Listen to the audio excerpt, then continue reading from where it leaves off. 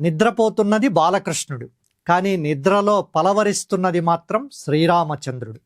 వినడానికి ఆశ్చర్యంగా ఉందా? అవును, ద్వాపరయుగపు చిన్నారి కృష్ణుడు త్రేతాయుగపు రాముడిగా మారి లక్ష్మణ విల్లెక్కడ విల్లెక్కడ అని గర్జించిన ఒక అద్భుత సన్నివేశం మన ఆధ్యాత్మిక సాహిత్యంలో ఉంది. 2 అవతారాలను, 2 యుగాలను ఒక్కటి చేసిన ఆ అపూర్వ కావ్యం లీలాశుకుడి కృష్ణ కర్ణామృతం. కృష్ణుడిలోని రామతత్వాన్ని ఈ శ్లోకంలో బంధించారు. రామో నామ బభూవహం తదబలాసీతేతిహం తాం పితుర్వాచా పంచవటీ వనే విహరతస్తస్యాహరద్రావణః నిద్రార్థం జననీ కథామితి హరేర్హుంకారతః శృణ్వతః సౌమిత్రైకధనుర్ధనురితి వ్యగ్రాగిరః పాతునః. దీన్ని తెలుగు కవి వెలగపూడి వెంగనామాచ్యుడు ఎంత మనోహరంగా అనువదించాడో చూడండి.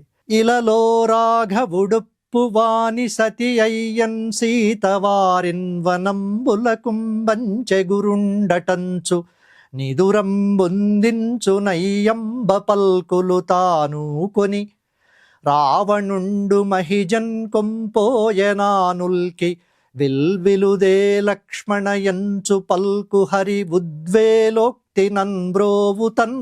ఈ సన్నివేశం ఎంతో రమణీయమైంది. యశోదమ్మ చిన్నారి కృష్ణుడికి తలంటు పోసి పక్క మీద పడుకోబెట్టి జోలపాటగా రామాయణ కథ చెబుతోంది. కథా ప్రారంభం.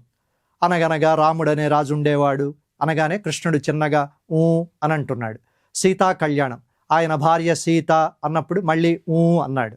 అరణ్యవాసం, తండ్రి మాట కోసం రాముడు అడవికి వెళ్ళాడు అన్నప్పుడు కూడా నిద్రలో ఊ అని అంటూనే ఉన్నాడు.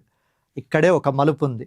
ఎప్పుడైతే యశోదమ్మ రావణుడు సీతమ్మను ఎత్తుకుపోయాడు అని చెప్పిందో అంతే, నిద్రపోతున్న కృష్ణుడిలో ఒక్కసారిగా రాముడు మేల్కొన్నాడు. కళ్ళు తెరవకుండానే ఆవేశంతో ఊగిపోతూ లక్ష్మణ లక్ష్మణ నా విల్లెక్కడా, నా ధనస్సెక్కడా అంటూ ఉలిక్కిపడి లేచాడు. అంటే శరీరం మారినా ఆ పరమాత్మలోని ధర్మ రక్షణ తత్వం మారలేదని దీని అర్థం. ఈ పద్యం వెనుకున్న గొప్ప రహస్యం ఏంటంటే, పూర్వజన్మలో చేసిన పనులు, పొందిన అనుభూతులు ఆత్మను ఎలా అంటిపెట్టుకుని ఉంటాయో ఒక రకంగా చెబుతోంది.